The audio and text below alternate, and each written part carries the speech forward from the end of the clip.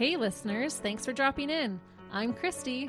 And I'm Melissa, and this is Buried Motives, where we dig deep into the details of some of the most gruesome Dirtbag murderers.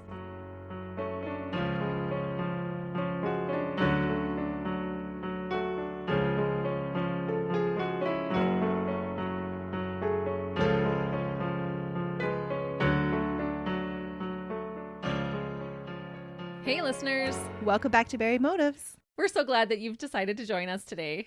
And we're so glad that you keep returning We are. We're thankful that we have some listeners who match our crazy vibe. and love talking about the things that we love talking about. Murder. And I'm assuming, Melissa, you have a murder case for us today? I do, because that's what we always talk about. That's good. We really do appreciate you guys listening. And we've said it before, but once again, we want to ask you to do us a solid and tell your friends and family and coworkers about our podcast. We appreciate you guys listening, and we'll appreciate the new listeners as well. Absolutely. Likes and follows, shares, and comments always make our day. And ratings and reviews too. We got your back by bringing you the true crime, and we'd love it if you had our back too. So that we can keep bringing you more content, like today's case. Before we get into it though, Christy, I want to ask you, when you find yourself in a situation that isn't working out for you, what do you do? Well, usually you try to change that situation, get out of it, alter it somehow. And what lengths would you go to get out of that situation? Murder. That's what we're talking about today. I'm just kidding. I really wouldn't murder, but I knew that was the answer that we're looking for. That is exactly what today's dirtbag did. They saw fit to remedy their relationship troubles by murdering their spouse. When are people going to learn that they can just get a divorce? It seems so much easier, doesn't it? Yeah. Or just take off even. Like it's still a dirtbag move, but it's better than murder. Like there's always something else that you can do than take someone's life. Always a different choice to make. This relationship wasn't going as he expected and wasn't living up to his standards. And rather than see the end of the relationship, they chose to end a person's life. And while not official, this murder just might have gained them the classification of serial killer. I'll let you be the judge of it. As I tell you the backstory, maybe you'll see a pattern emerge. Oh no, he does this more than once? 3 times he remedies his relationship issues with murder. No way. Or it's suspected. Oh man. For the record, I think it's very plausible that this person was a dirtbag 3 times over, each time solving their personal issues by murdering someone. This person did not learn a healthy coping mechanism. Not at all. Can you imagine just like, oh, that person's really irking me? I think I'll murder them. Yeah, that's how he dealt with his issues. And doing it repeatedly means that he didn't feel remorse the first or second time that it happened. Nope. And that he got away with it. Oh no. I'll start our case today with the hearsay, the gossip. Spill the tea. That's right. And I'll work my way through the backstory up to the murdered spouse. On July 26, 1970, a couple were out for a drive in a rural area near Prestwick Country Club in Will County near Frankfort, Illinois. Frankfort was a quaint little historical town, and the couple were just out enjoying a leisurely Sunday. The day was going well until they happened across a police cruiser with its driver's side door open, and they didn't immediately see anyone around. As they got closer to investigate, there was a man lying in a ditch about 6 feet away from the car, wearing a t-shirt and shorts, gravely injured. What? Could you imagine that you're just out enjoying your Sunday and you come across a scene like this? No. So many things would be going through your mind. Yeah, I have so many questions. Where's the officer? And you would have this surge of panic go through you, like, what is happening? This couple leave the man and the lone cruiser to find a phone to call for help. It's 1970. There's no cell phones, and they're out in a rural area, so they end up driving about half a mile before they find a house that has a phone they can use. Before they even checked on him to see if he was okay and needed medical attention? That's what I was thinking too. I was like, would you both go for help, or would one of you stay behind? Yeah, you would at least go check on him. Is he drunk and had passed out and is just laying in the ditch? Is he hurt? Is he dead? Does he need some kind of assistance? Is he breathing? They could see from when they pulled up that they thought he was very seriously injured and almost past their ability to help.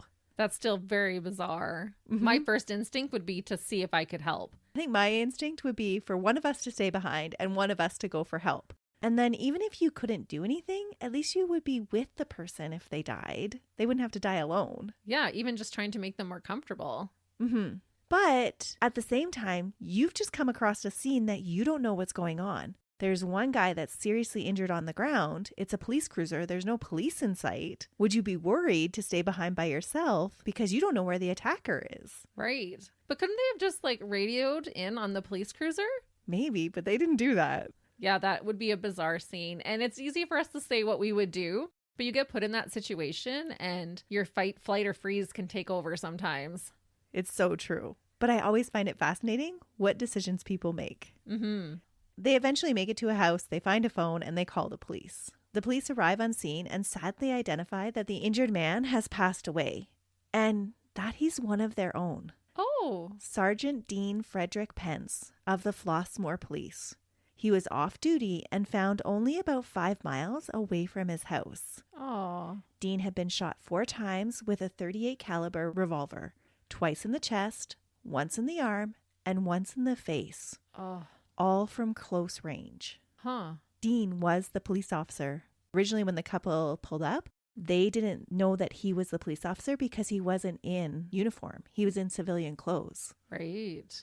Dean was only 32 at the time and was a young father of 2 small daughters.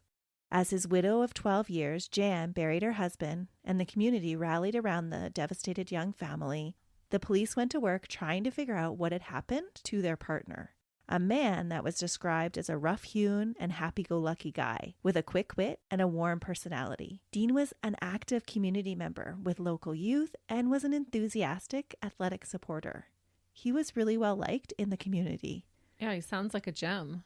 And how long had he been on the police force? He had been with this police force for 2 years and he had served on another police force prior to that. So it's not like he was a rookie. He was seasoned enough that someone was able to get a hold of him. That's right. So as they investigate the scene, there isn't much for police to go on. There was little physical evidence that they could find at the scene. They could only make deductions about what had happened based on the positioning of the car, the body, and the blood. They could surmise from tire tracks that there had been 2 vehicles at the scene. But there were no signs of a struggle, so they believe that Dean had willingly gotten out of his car. Because I was just thinking, a police officer is not an easy target to overpower. No, they always have their suspicions raised, right? Yeah, and have training on combat. Mm-hmm. Dean had been shot with a .38 caliber revolver, a caliber that was used at that time by police. But there were no weapons found at the site, not even Dean's. His was found back in his locker at the precinct. So was he shot by another officer? Seems like someone who's matching his wit. Good guess, Christy. Originally, there was a lot of speculation that Dean was part of some undercover drug bust gone wrong. But that was quickly disproven. He had been off duty and hadn't been doing any undercover work at the time. Plus, he was driving a police cruiser. I was just going to say, if he was undercover, yeah, he's in shorts or whatever, but he's not driving his police car up to the drug bust. There was a lot of talk from community members because he was so active, trying to engage local youth and trying to keep them out of the drug scene, that they thought, oh, he must have been trying to bust a drug dealer. So this was just one of those gossip threads that you were talking about. Yep. But as the gossip went on, nobody could really give any reason why Dean was out driving his cruiser on his day off in a seemingly random location, unarmed. Yeah, that is odd. As police dug into Dean's activity, they discovered that the last person to have any contact with him had been his best friend, the dirtbag John Baughman. No way, his best friend and colleague. Uh-huh. John Earl Baughman was born on October 4th, 1941, in Illinois, and he would live there his whole life. John's dad, Bill, was a railroad worker, and his mom, Letha, was a bookkeeper. He was raised with 2 sisters, and there were no reports of abuse or anything unusual about his childhood. His family wasn't without its personal suffering, though. John's mother had grown up an orphan, and when she gave birth to her first child, John's older brother, he had died in infancy. Aww. I can imagine that both of these things left his mother with deep emotional scars. When we have seen this combination of loss in other cases, it's almost always turned out one of 2 ways. Sometimes the mother withdraws from her children and has difficulty bonding with them, or they become very protective of their children. That's true. It does usually tend to go one of those 2 ways. I was thinking about the Leonardo case. Yeah, that popped into my mind right away too. I don't know if either was the case for John, but it does make me wonder if he was the apple of his mother's eye and held a privileged position in his family, being the only surviving son. If this was the case, it would certainly explain the personality traits that he displayed as an adult. He was a controlling man that liked to have things the way he wanted them. It seemed he struggled to view the world from anyone else's point of view other than his own. So he was treated like a little prince growing up. I think that's a good assumption to make, just based on his personality. Okay. He comes across as a man that was accustomed to getting his own needs met, whether he had to get them by applying charm, pulling a temper tantrum, or by using force. We all know a man like that. Or even just a person. True. If he wanted something a certain way, he would eventually get it that way. John served in the Marines and completed 2 tours in the infantry in Vietnam in his 20s, where he earned the nickname Bottles by his friends because of his thick-rimmed glasses. As an adult, people would describe John as being a bear of a man with a high voice. Some described him as easygoing, and others said he was very controlling. It seems he wasn't an outright uncontrollably evil dirtbag, but a selfish one that was used to having things his own way. Unfortunately for the victims in today's case, that fact didn't make him any less deadly. So he's this great big burly kind of guy with a high-pitched voice. Yes. Oh, I'm having a hard time picturing that. It does seem like a little bit of a contradiction, doesn't it? Yeah, because you're expecting someone of that stature to have this deep, burly kind of voice. But apparently he had this high-pitched voice. Which is totally fine. It's just curious to me. Well, and I wonder if when I heard these descriptions of his voice, if that's why I picture him as a mama's boy. Oh, yeah, probably. No matter how big you get, if you're a mama's boy, you're a mama's boy. I just went down this rabbit hole of this stupid TikTok about I love a mama's boy. It's like, I think it's a TLC show. I've only seen little clips, but it is so entertaining. These women who are trying to get married to these mama boys, and they just cannot untie those apron strings. Oh, really? I have to admit, I spent way too much time watching them. I was getting so invested.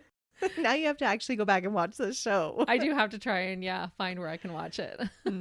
That seemed to be John's personality type, though. He just expected his own needs to be met all the time. So he's selfish. Definitely selfish. Ugh. John and Dean had met while they had worked on the railroad together. They had a long-standing friendship. They both lived in the same suburb of Richmond Park, just a couple of blocks apart. Each had a cute little bungalow with their wives and children. John and his wife, Gertrude, known as Trudy, had been married since July 17, 1964, and they had 3 small children, all girls, Helen, Kathy, and Elizabeth. And it was a good life for each of them. In 1968, Dean vouched for John when he applied to the Homewood Police Department, just a little more than 10 kilometers or 7 miles from where they both lived. So they lived and worked in their hometown. It's sounding picture perfect right now. But John's time at the department was very short-lived. 9 months into his new profession as a police officer, John was caught and arrested for stealing 2 snow tires from a service station while he was on duty. What? He just wanted them, so he took them. And thought, oh, I am the law, so I'm above it? Yeah, that's the kind of personality he had. But it's not actually surprising with his sense of entitlement. Not at all. That seems to be John's character. John was caught. Big surprise. He was in a cop car in uniform, which gave him away for sure. He was only given a year's suspension for his crime, but he was forced to resign from the police force. While Dean moved on to the Flossmoor Police Department and experienced success in his career, John moved on to find work as a security guard and then an electrician and eventually settled at the Honeywell Company. As police dug into their friendship, they realized that there might just be more relationships going on than was apparent at first glance. There were rumors that Dean and John's wife Trudy were having an affair. And it turns out that this was a little bit more than just rumors. No way. I was thinking Dean was such a great guy. Plot twist. Didn't we just have a case with swinging going on that went wrong? That's right. But this was not swinging. This was a hidden affair. This was a hidden affair, yeah. So then John, because he already is probably jealous of Dean because he surpassed him in his career, this is going to infuriate him. Yeah, it's a knock to his ego. Trudy went to the police and said that she was certain about her husband's involvement in Dean's death because just prior to Dean being found dead, she had told John about the affair, and that when confronted about it, she felt that John had confessed to her about Dean's murder. Oh, so his wife says, hey, I'm having an affair with your best friend, and then he turns up dead. Right, and then she confronted him about that, saying, Dean's dead and I just told you about the affair. And she felt that what John had told her after that was a confession that yes, he had killed Dean. I did read some reports that John himself had actually made a confession to the police as well. And that's what led them to arresting the 29-year-old on Thursday, August 13th. But I couldn't substantiate these claims. And even if John had confessed originally, it was all for naught. When John recognized that the police had no solid evidence to tie him to the crime scene, he withdrew whatever statements he had made to them and made new ones. Instead, John now claimed that he and Dean had met at that location because they were meeting an unknown third party, but that third party never showed up. He left Dean to continue to wait for their visitor and didn't know what happened to him after he left. He told police it was just an unlucky coincidence that he had been the last person to see his friend alive. So he's just trying to raise reasonable doubt. Mm-hmm. Oh, it wasn't me. When I left him, he was fine. That's right. That is his story to the police. By September 16th, the grand jury in Will County refused to proceed with charges because of lack of evidence. The indictment failed because the jury believed that the evidence against John was merely hearsay and couldn't be substantiated. He was allowed to go free and continued on with his life just as before, minus a friend. Oh, man. Dean's murder to this day has never been solved. Really? Mm-hmm. John continued to toe the line that it had all just been an unlucky coincidence that he had just happened to be at the meeting place where Dean was shot just prior to him being murdered. But now retrospectively, knowing that he is a murderer, that's very unlikely that that is actually what happened and that John must have killed Dean. And I think even at the time, the police strongly believed that it was John that killed Dean. They just didn't have any physical evidence to tie him to it. And because John recounted his so-called confession to the police, they only had his wife saying that he said this. So it was all hearsay. Right. He said, she said. That's right. But it is actually a little scary to think how a man in John's position with that police training, how well he could get away with murder.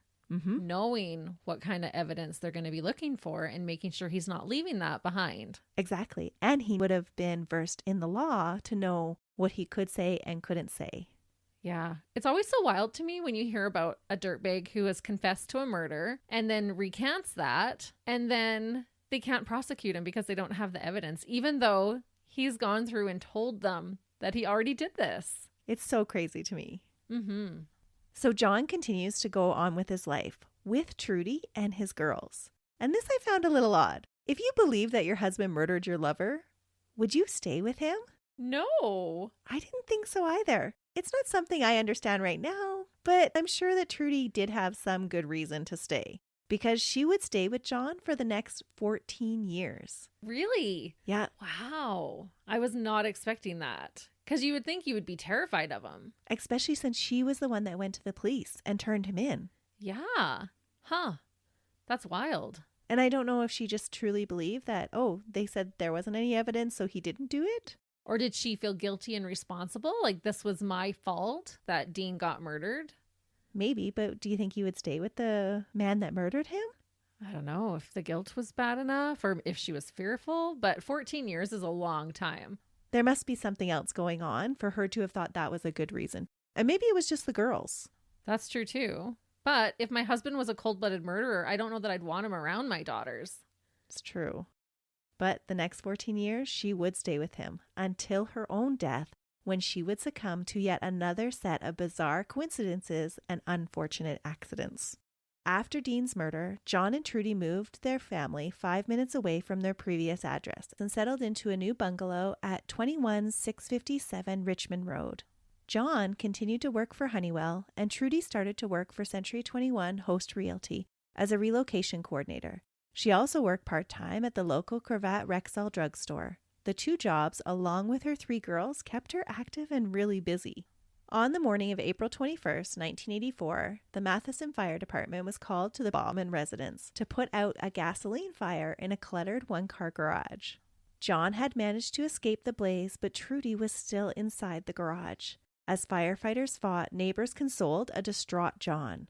When the firefighters were able to extinguish the flames, they found Trudy's body on the floor. She was pronounced dead at the scene at 9:06 a.m.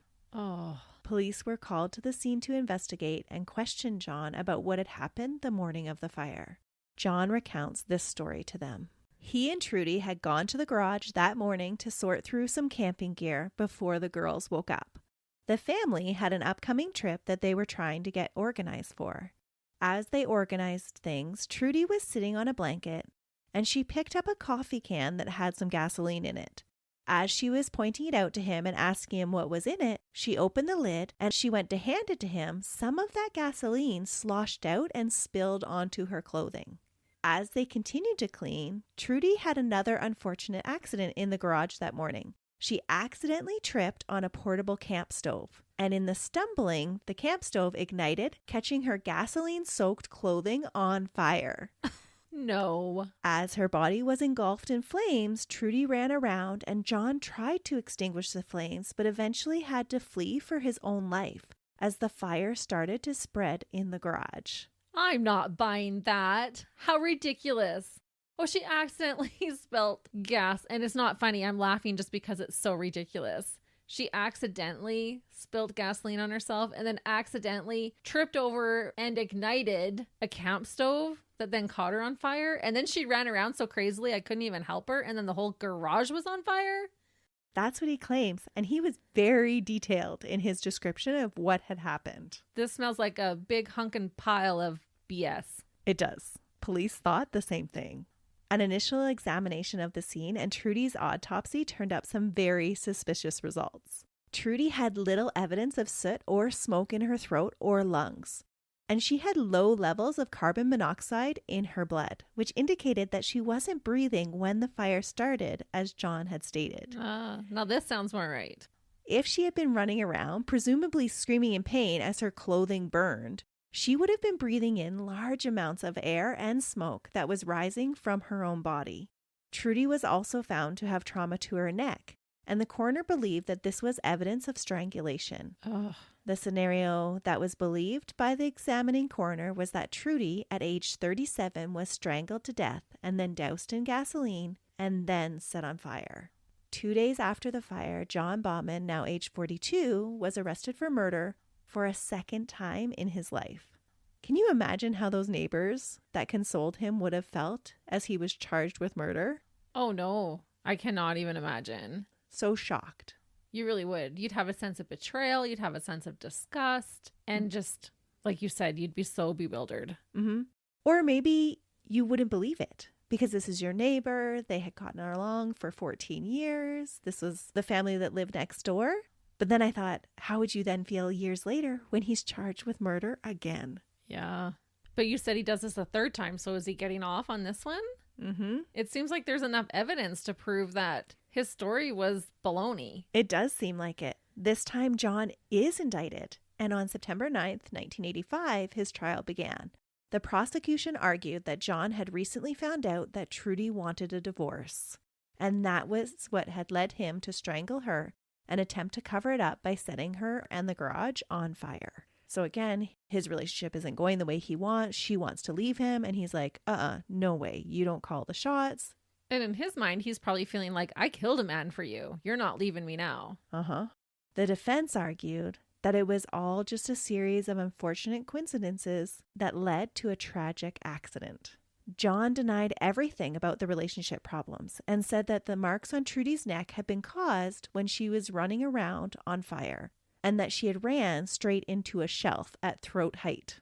But that will be different markings than a strangulation. That would be more of a hard puncture. Or a bruising just on the very front, right? Yeah, it would have a sharp edge to it. Yeah. The defense brought in their own coroner to testify as an expert witness. He claimed that the levels of carbon monoxide in Trudy's body were high enough to indicate some smoke inhalation and that the neck injury could not be ruled out as accidental. This pathologist had never directly examined Trudy's body, only the reports and pictures from the other coroner.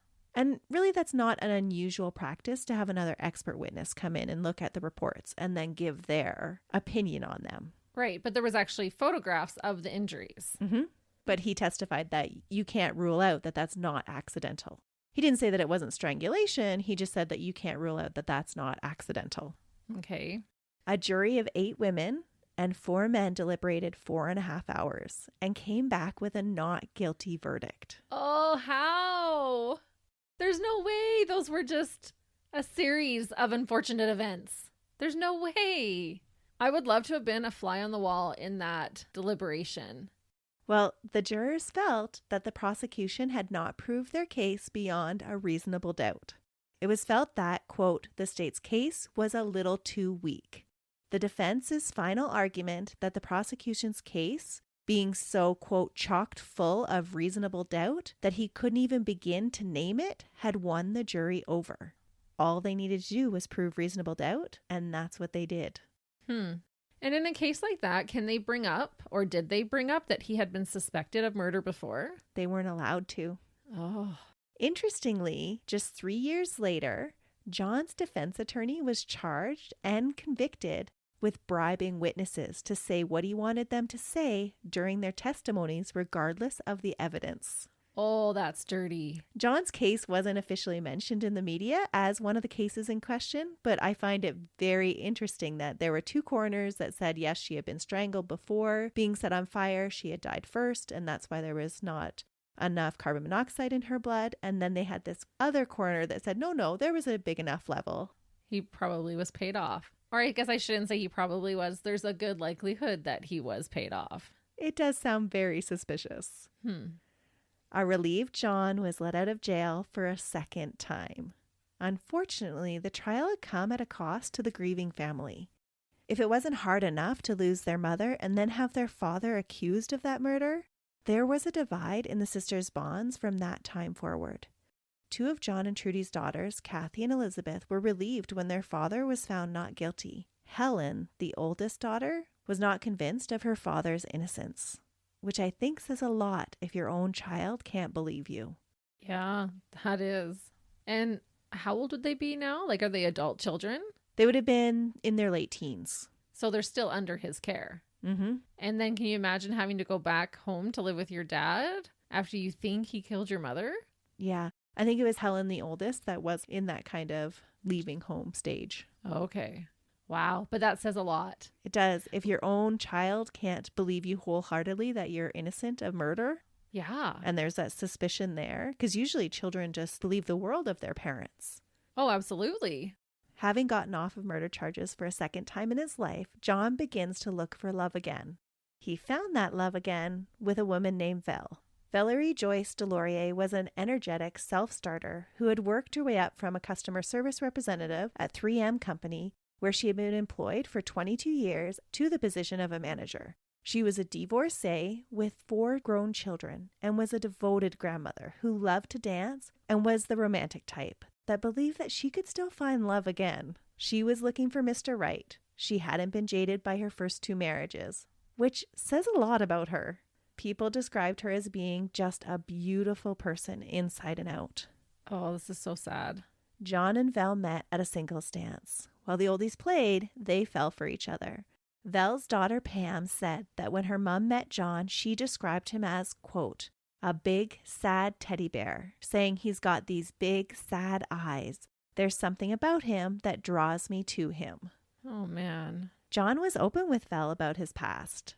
She was fully aware that he had been charged with the murders of 2 people that were close to him in the past, but she just couldn't see how those big, sad teddy bear eyes could have been responsible for anything like that. She 100% believed his stories that everything had been a series of unfortunate coincidences that had led the police to believe he had committed murder twice. Wow. That just speaks to how pure she is to just want to give him the benefit of the doubt and believe him. After dating a short time, the 2 married in February of 1991, despite some family members having some reservations. Between them, they had a combination of 7 adult children and 6 grandchildren. So there were a lot of family members to have opinions about their relationship. Oh, yeah, and I'm sure they would have. Mm-hmm. I know I would have. Especially with a past like that. Yeah. The couple would spend the next few years globetrotting and enjoying sunny destinations. But it wasn't always roses and sunshine. Vel's children noticed little things about their new stepfather that were unsettling. He always seemed to get his way and pull tantrums if he didn't. Vel's son would later tell of a time that his mom had criticized the speed that John was driving. And he pulled a hissy fit, stopping the car and insisting that she drive if she thought she could do it better. Wow. I remember this is a 50-year-old man. This isn't a young teenage hothead. No, who's actually behaving like a little child throwing a fit. Mm-hmm. Which kind of speaks to his narcissism. Yeah, it's just all about John. The couple started to argue more and more in front of other people, and cracks were showing in the relationship when they were at home. So they took frequent trips away, almost as a way to hide the fact that things weren't going so great. John was definitely not happy that things were not as he had hoped. He developed a plan to remedy his troubles. Well, it sounds like he's looking for perfection and just wants someone to bow down to his every need. Mm-hmm. He doesn't want anybody to have an opinion other than his. Yeah. In 1995, the couple took a trip to the Caribbean. John, now 53, and Vel, 55, checked into the Royal Antiguan Hotel on May 12th and spent over a week there, then hopped over to Barbuda, and then headed back again to the original resort on May 25th. From people who saw them interacting, they appeared to be getting along. A staff member at the hotel and a taxi driver would later testify that the couple appeared loving together. It is amazing what removing the stresses of home and extended family can do for a relationship. That and the knowledge that things are almost over and an act is needed to get away with murder. Oh, no. So she probably wouldn't have seen this coming at all then. Because you're right. When you're on holidays, like vacation mode is a different mode altogether. And just even getting away from those stresses and spending that time together. Like, how could he not have felt that reconnection during that time? It's so sinister to me to think of him leading her on, letting her think, oh, we're all lovey-dovey, everything's great. And in the back of his mind, having this evil plan. And he had planned it from before they left. Yeah, this was part of his plan. Mm-hmm. On May 27th, the day before John and Vel were set to come home from their vacation, Philbert Jackson, a local resident, saw an unbelievable thing from the roof of his house that was adjacent to the resort building. He just happened to be out on his rooftop with binoculars when he heard a scream that had him look in the direction of the hotel shortly after 5 p.m. He just happened to be on his roof looking into a resort where all these women would have been wearing bikinis? Yup. Tell me you're a pervert without telling me you're a pervert. That's kind of what I thought too. But regardless, we're glad he was there. Yep. And had his creepy little binoculars with him. Ew. Sorry. Maybe he was bird watching. I shouldn't make assumptions. I think he was goat watching, actually. Goat watching? Yeah, we're going to get to it. Okay, this is taking a whole nother turn then. There's a whole story there. But regardless of what he was watching, that's when he saw a woman falling backwards off the roof. Oh my goodness. He said he saw someone falling from the roof to the ground on the south side of the building. When he yelled, a man who was also standing on the roof reacted and started pacing with his hands on his head. The man then went and looked over the southern side of the roof and then went down the fire escape to where the body was. So he pushed her off the edge, heard someone yell, and knew he had to act all panicked. It seems that way. What a horrible way to die. That Terrifying. split second of horror, knowing that your husband has just pushed you and you're falling off that ledge to your death. Nothing you can do to fight back. Midair, falling. Yeah. And from Val's children's testimonies at the trial, we learned that she's actually terrified of heights. Oh, what a dog. Yep. In his statement to police 2 days later, Philbert described in more detail seeing Val go over the roof. He said, quote, "She was just about the same level of the roof, but she was in the air. She was falling backwards with her buttocks pointing down and her feet hunched to the level of her chest. At the time I saw the woman falling, the man was standing on the roof facing the direction in which the woman was falling. I cannot say how far from the edge of the roof that he was standing." At no time did Filbert see the man make any attempt to catch the woman. And her position of falling backwards would kind of allude to the fact that they were face to face and he pushed her off. Mm-hmm. In that account, to prove that he had the details correct, Filbert described the woman's clothing in detail. So he's trying to say, I know what I'm talking about. It's ingrained in my mind. I see this image over and over again, like to the point where I can still describe her clothing. Yeah, that would be traumatizing for him too. Mm-hmm. And it speaks too to John's brashness to push her face to face. Like he didn't even do it out of surprise, like from behind. No. He wanted her to know and see his face right before she fell to her death. Yeah, that she wasn't measuring up to what he wanted. Oh, what a dirtbag. Mm-hmm. When Filbert saw Vel fall to her death, he called the hotel to tell them what had just happened, and then he called the police right away. When police and medics arrived at the scene, they found Vel's broken body at the bottom of the hotel. She had fallen 8 stories, almost 100 feet, and landed on the concrete below, 14 feet out from the building's edge. An investigation of the scene revealed that there was no high winds that day, and that the visibility was clear.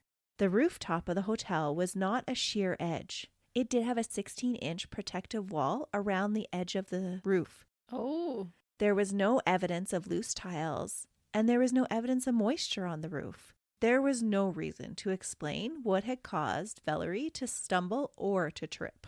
Well, and if she had tripped over it, she would have tried to reach back towards the building, which would have made her, I'm assuming, land closer to the building instead of having that force push her out. You are on it today, Christy. That's exactly what the expert witnesses will talk about during the trial. Huh. Based on Filbert's eyewitness account that John had been on the roof with his wife when she fell, police were immediately suspicious of him. They couldn't find any reason why Filbert would have lied about what he saw. He had no connection. He didn't know them. So they didn't think that Filbert was making all this up. No, and like he said, it's ingrained in his mind. If he knows all these tiny little details, even down to what she was wearing, he was paying attention. It wasn't like he caught it just by a slight little glimpse out of the corner of his eye. No, he had his binoculars, and the scream drew him to look in that direction. For the 3rd time in his life, John was brought in for questioning about a murder victim by the police. He again gave a full story of unfortunate coincidences that led to the death of his wife. He told police that his relationship with his wife was warm and loving. And on the morning of the 27th, they had went to the pool together, they had had lunch together, and John had said that Vel had gone back to the pool after lunch, and that he noticed that she seemed to be, quote, rather depressed.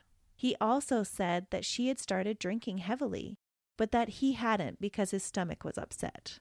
While Vel lounged by the pool, he went off to the shop to buy a newspaper and on impulse bought a pack of greeting cards. He went back to the hotel room and wrote on 2 of the cards love messages for his wife. He put one on her pillow, and he put the other one in a small plastic bag, which he tucked into his pocket. He then rejoined Vel, and they later went back to their room where she found his first love note that he had written her. And then they went up onto the roof. He and Vel had discovered a staircase earlier in their stay which led from the 8th floor of their hotel room, and had on a number of occasions gone up there together to enjoy the view. Apparently, there were goats to look at. That's where the goats are coming yeah, in. And that's where I say, and I'm sure this is what the other guy was looking at with his binoculars. It was goats, not a pool full of tourists in bikinis. I don't know if I'm still buying it. And that just seems really odd. If she's so scared of heights that she would go up there repeatedly with him to enjoy the view. And even if you did go up to enjoy the view, like I am terrified of heights. And I'll go up, but I need to stay really, really far from the edge. Yeah, like you wouldn't be looking right over. I'm not scared of heights. So for me, I'm like, yeah, that would be so fun to go up to the roof and look. But I'm thinking, okay, I'm terrified of spiders. Would I, for enjoyment, go into a cave of spiders? Mm-hmm. No. Regardless of how they got up on the roof, this was John's account of what had happened when they had gotten to the roof. And he's saying they were going to look at goats. Yep. Even that's weird. Like, not the view. Like, well, it was the view and the goats. Apparently there were goats somewhere on a hillside. Did they have like these beautiful manes of hair? And like, they're goats. Goats are where it's at. Goats are the goat. Yeah. So this is what John said to police. He said, quote, "We walked up the stairs either side by side Or maybe I was one step ahead, but we were holding hands. When we reached the tile area of the roof, we stepped out onto the tiles, and I think we glanced at the hill to look for the goats. It was a very short time before I pulled the card out of my pocket, and I started to hand it to Valerie, and she reached for it, and I think it hit the side of her hand, and it fell. It didn't fall straight down. It kind of fell at an angle, maybe 1.5 feet in front of us, and we both started to pick it up, and, in order to pick it up, you had to take a short step, but it was not right at our feet. As she went forward on her foot, the other one was slightly at the edge of the other, or maybe she didn't lift her foot up, or it did not slide very well. Valerie was wearing slippers. Well, her body was going forward, and her foot did not go far enough, so she lost her balance and she stumbled forward, took a step or two in trying to regain her balance, and she just went right off the roof. It had all been a devastating accident, according to John. Wow, he is so descriptive in what he's saying. I can see why people would believe his recounts. It's so detailed. Right. But they do say that that is a sign of a liar when they're giving you way more details than what you're asking for. Probably someone else would have just been like, she stumbled trying to pick up the card and fell. And I don't know about you, but if I'm in a close proximity to the edge of a 8-story tall building and I start to stumble, I don't know that I'm going to continue to go forward trying to catch my balance rather than just like drop to the ground so that I don't go over that edge. Yeah. There's no way I would chase a card anywhere because I would be terrified. I would have to go up to the roof because I would have to prove that I wasn't terrified, but I would be terrified and I would not get anywhere near the edge. I would barely leave where the door was. Right. And if you started to stumble, would you not like quickly go down to the ground so that you wouldn't fall? Yeah. To me, that would be an instinctual move to stop. Drop. Yeah. Based on John's version of events, the investigating police went up to the roof to look for the card that John had allegedly dropped on the ground, the one that had caused the accident. When they couldn't find the card, they asked John about it again, and John then pulls it from his pocket, still inside the plastic bag where he had put it in his story. Oh, but he's saying he took it out of the bag to hand it to her. And if your wife has just plummeted 8 stories to her death, are you going to pick up the card and put it back in the plastic bag and then shove it in your pocket? That was my question. So that means that after his wife fell to her death, he carefully placed it back in its protective plastic baggie and then put it back in his pocket. Or the other option is that he gave it to her in the bag and then picked it up. Baloney. Neither seem plausible. The wife that you're saying you love so much has just fallen to her death. You're not even thinking about the card. No. Who cares about the card, John? Nobody. So the police are now starting to get really suspicious of John, and they check up on John's story about going to the gift shop. The clerk on duty told police that John had been in earlier that day, but it had been with Valerie at his side. With discrepancies starting to appear in all of his stories, the police start to pick apart John's version of events. He had said that Valerie stumbled face first off the roof. This was a direct contradiction of the eyewitness account that had been given. And she landed on her back, right?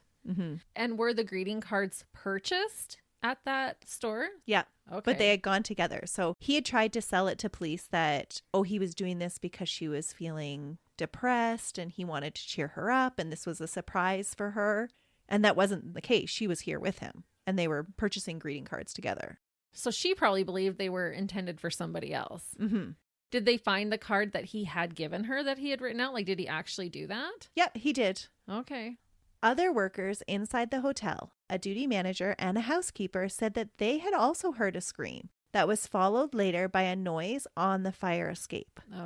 When they ran outside to see what the commotion was, they saw John on the fire escape and said that John was not moving that fast and did not seem overly concerned as he looked down at them as he descended. What? Nothing about John's versions of events was adding up. No, if that was someone that you loved, you'd almost be falling down that fire escape. You'd be trying to get down there so quick. You would be screaming at them, right? Yeah. Back in the States, Valerie's son, who was a lawyer and had never warmed up to John, contacted the Cook County State's Attorney's Office to request an autopsy be done by a state's official. Antiguan authorities were on board with a second opinion once they learned about John's history. When her body was examined, Valerie was found to have 19 injuries all over her body. Oh. Her death was due to multiple fractures of her spine, skull, and ribs. She also had lacerations to her heart caused by the impact with the ground. Oh my goodness. It was believed that she died instantly. Oh. There are several reasons why Valerie's family at home were starting to get suspicious. When John called them to tell them about their mother's death, he had been very vague in the details and had sidestepped their questions. They became even more distrustful when they went to their mother's house and were unable to get in with their keys. The locks had all been changed. What? John had tried to explain this away by saying that their mother had lost her keys, so the locks had needed to be changed prior to them leaving for their trip. This story didn't hold up either. When her kids eventually got into the house, they found their mother's keys easily, and none of them worked in the locks. Huh. So had he changed the locks before they left or after he got home? He never comes back to the States. Oh, he doesn't? He's not even there? Nope. So he changed the locks before they even left? Uh-huh. Or he had somebody do that right when they left. Ooh, he's conniving. And this is why the children's suspicions were rising. If you had just changed all of your locks and were having someone look after your house for 3 weeks while you were on vacation, wouldn't it be a priority for you to make sure they had the new key? Like the reason why her children had a key to the house was because they were supposed to be looking after the house. Right. And you would give your wife a copy of that key to have on her keys, and she didn't even have one on her keys. No. Their mom's keys were left laying out in the open, almost like someone who had been contracted to change the locks would have left them after they had used them to gain access to the house to change the locks. Ah, they just left them on the counter kind of a thing. Yeah, we don't need these anymore. We use them to get into the door, to change all the locks. Now we just leave them in the house after. John Baughman was arrested by the Antiguan police on May 28th and placed in custody. So just a day later, they worked very quickly. And were they at that point, because it's a different country, aware of his previous arrests? They were. Okay. Yeah, but their prosecution had their work cut out for them because none of John's previous arrests or accusations, even though they had knowledge of them, they were not allowed to be entered as evidence for this trial. That's kind of interesting that if you just fall under suspicion, that can't follow you. Nope. John's trial was highly publicized in Antigua, one of the most highly publicized in the country's history. They said it was like the O.J. Simpson trial. Really? By Antiguan law, if convicted, John faced an automatic sentence of death by hanging. 15 of Valerie's relatives, including her children, siblings, and their children, flew from the Chicago area to attend the trial and to testify. Expert witnesses were brought in to testify of the physics of Valerie's fall. It had taken her body 2.48 seconds to fall the 99 feet, and that given the conditions on the day of the accident, that the only way for Vel's body to land 14 feet away from the building was if she had had a horizontal force applied, one that was more than just a stumble. You totally called it. Experts testified that in the absence of a push or Vel's body hitting anything on the way down, that her body should have landed on a 9-foot platform roof that was an overhang for the first floor level, not the full 14 feet from the building base like she had. So I wonder if he knew that. I wonder if he knew that there was that awning there and that he had to push her over that. I'm not sure he did. I think he just pushed her and whatever came. We won't give him that much credit. Yeah. During the trial, John chose not to be sworn in officially. Under Antiguan law, the accused may ask questions and answer them from the dock and make unsworn statements in front of the jury. And John took full advantage of this. Wow. It's a whole different court system there. Yeah. After hearing the expert witnesses' testimonies and testimonies of the hotel staff that they had heard something on the fire escape after hearing a scream, John kind of changes up his statements and makes it a little bit different than his original version of events that he had initially told police. Hamming it up for the jury, he told them that when a love note had fallen between them and he had come up again, as Vel stumbled, he heard her say, "honey." And as he was coming up, he picked up the card. She was falling over the side of the roof. He claimed Valerie had said honey, not yelled like the scream that alerted the eyewitness Filbert or alerted the workers inside the hotel on the second floor. The other little tidbit that he changed was that he had rushed over to the side of the building and saw Valerie hit the fire escape and bounce away from the building. Oh. Interestingly, these comments were only made after the prosecution's expert witnesses had given their testimony. Before hearing the expert's testimony, John, in all of his statements, had never mentioned seeing Valerie hit anything as she fell, or even watching her fall at all. He changed his story to fit the new details, just like when he had told the police of his first wife's running her throat into a shelf after finding out that there was traceable trauma on her neck. As the trial continued, the prosecution also brought up damning evidence that Valerie rarely drank and was terrified of heights, so that she was not likely to go near the edge of any roof, especially not close enough that if she stumbled, she could go over the edge. A forensic scientist testified that there were no illegal drugs found in Val's system, but she did have an unusually high level of alcohol in her stomach, which had not yet circulated into her bloodstream, indicating that the alcohol was consumed close to the time of her fall, not earlier in the day at the pool, as he had described her as being depressed and drinking. So she wasn't intoxicated when she fell. She had her wits about her. Yep, it was in her stomach. It hadn't absorbed into her bloodstream. Right. It was also revealed that John had changed his reservation at the hotel for his last night of stay to be only for one person. What? Yes. Before the murder. Prior to his wife's unexpected accident. Oh, you ding dong.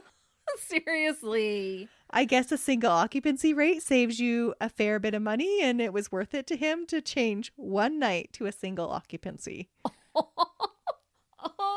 what a dumb dirtbag. Thankfully, he's dumb and did that.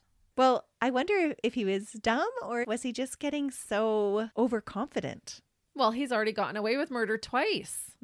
That's what I think. He even went to trial and got away with murder. Yeah. And now he's thinking, oh, I'm in a different country. Maybe he's not giving the officials the credit that they deserve. Like, oh, they're not going to be able to catch me and figure it out. They're not going to know about my past. No, everybody's just going to believe my story. Right. That it was an accident. And he's put so much thought into all of these murders that he probably almost had like a mental checklist of things that I have to do.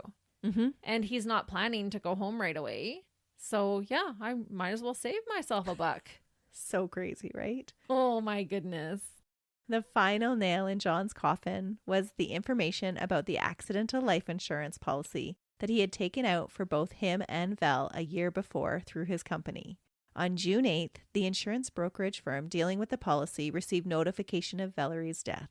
Less than 2 weeks after her death, and while John was in custody for her murder, the only beneficiary was John. The address where the forms were sent was not the couple's home address, but another address in the same city where they lived. So did she sign these? Like, was she aware? She wasn't. So he took it out. And whoever had sent that notification had said, okay, you need to send the papers to this address. And it wasn't the couple's home address. But the only person that could have benefited from that policy was John. And whose address was it? Was it a P.O. box or? It was a random address that wasn't claimed by anybody. Oh, so how was he going to get those papers? Well, it's thought that John was setting up a new residence and that's where the insurance forms were sent to. This new address was not known by any of Valerie's children. It couldn't be proven that John was the person that notified the insurance company of Valerie's death, but he was the only person that would be able to complete the necessary forms for the claim and would have been the only person to benefit from the policy. And the only person who even knew that the policy existed. So it sounds like he was setting up a new house to go to. Yeah. On April 4th, after deliberating for 2.5 hours, the jury of 5 women and 4 men found 54-year-old John guilty of murder. Hallelujah. The censure for this jury, they said that they just couldn't believe John, who said he loved his wife so much, would just watch her fall and make no attempt to grab her leg or make any attempt to save her. Yeah, exactly. You'd think you'd be halfway hanging over the ledge, an attempt to grab her. John was immediately sentenced to death by hanging. Other than bowing his head slightly, John showed no reaction. He made no public statement afterwards. There were some big reactions from others, though. His sentence was met with cheers by the crowds that had gathered outside, yelling things like, quote, "You deserve to hang," You think you can come here and get away with it? You deserve to die. The locals were gathering outside yelling these kinds of things. Whoa. John was jailed in Her Majesty's Prison, a 2-story brick structure built in 1735. It does not sound like a nice place. There have been several pieces written about it and the treatment received by its prisoners. The overcrowded prison conditions are often described as inhumane. And being built in that time frame, it's probably more like a dungeon than a prison. I looked at some of the pictures and it looks super sketchy. Good. I'm glad he got sent there. Mm-hmm. This was a fact that Valerie's youngest child, Victor, seemed to care little about when he told the Chicago Tribune that he, quote, found it ironic that it took the Antiguan justice system with fewer resources than American law enforcement to put John behind bars. He was a strong supporter of the way Antigua had done things. That's a good point. Not to cast shade on the American justice system, but he does bring up a valid point. He was able to murder 2 other people and get away with it. Mm-hmm. Valerie's daughter, Pam, said, quote, "It makes me crazy to think that if these 12 people," referring to the jury for John's first wife, "had done their job, my mom would still be alive." Oh, that is a sad thought. Mm-hmm. On May 25th, 2000, the Privy Council dismissed John's one and only appeal that he was allowed to have. On May 31st, just 6 days after his appeal was dismissed, 58-year-old John was found hanging in his cell. He had tied his bed sheets together to the cell window bars and ended his own life his own way. Still by hanging. Mm-hmm. And how poetic, really, because he always wanted control. He wanted it to be his way. Mm-hmm. And so I can just hear his internal dialogue. You want me to die by hanging? I'm doing it myself. Yep. And that is the story of the cynical and calculating, vindictive dirtbag, John Earl Baughman, that was so set on having things live up to his desires that he killed those that loved him in order to get his own way. Wow. And really, he really robbed the justice system by doing that himself. Mm-hmm. What a dirtbag. Yeah. Valerie's family was relieved when they heard that he had died because they weren't really sure what would happen with the Antiguan system. They didn't know if they could trust it to hang him. They didn't know if he would appeal to the U.S. consulate to bring him home. And so they actually found some relief in it. There was a lot of variables that could have taken place. Mm-hmm. But wow. I think the way you understood his death was absolutely correct. I think that he took his own life so that he could be in control, even in the very end. Wow. I didn't find any redeeming qualities about that guy. He was just a dirtbag. He was just selfish. Yeah, and manipulative. Mm-hmm. And I'm just so shocked that he was able to talk his way out of those other 2 murders. It seems very plausible that they could be attributed to him. Yeah, I guess he's never actually been convicted, but we know. Christie's made her mind up, and we hope you listeners let us know what your thoughts are on our Facebook and social media feeds. Yes, absolutely. We love hearing your guys' comments, your insightfulness, and what you have to say about each of our cases. So please go do that. Thanks again for listening, and we'll be back with you again next week. See ya. Bye.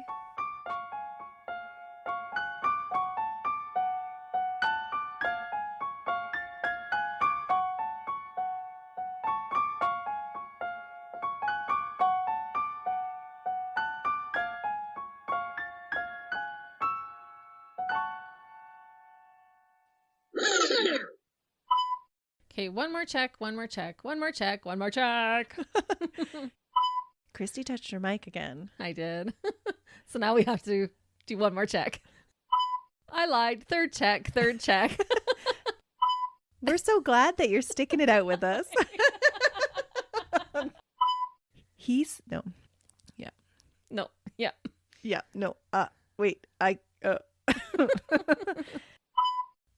And wasn't living up to his expectations. Hence, it wasn't going as he expected. I'm not trying the connections, Christy. What's she talking about, girl? Like colleague, best friend, murder. Never mind. You're safe, Christy. It's okay. Okay. You ain't my friend. I'm not going to murder you. We're not getting paid, so you're not really my colleague. Yeah. On the morning, when the firefighters were able to distinguish. not distinguish. Extinguish? Yeah. But it wasn't always roses and sunshines. How many sunshines are there? There's lots. You are my sunshines. 15 of Let's try it again.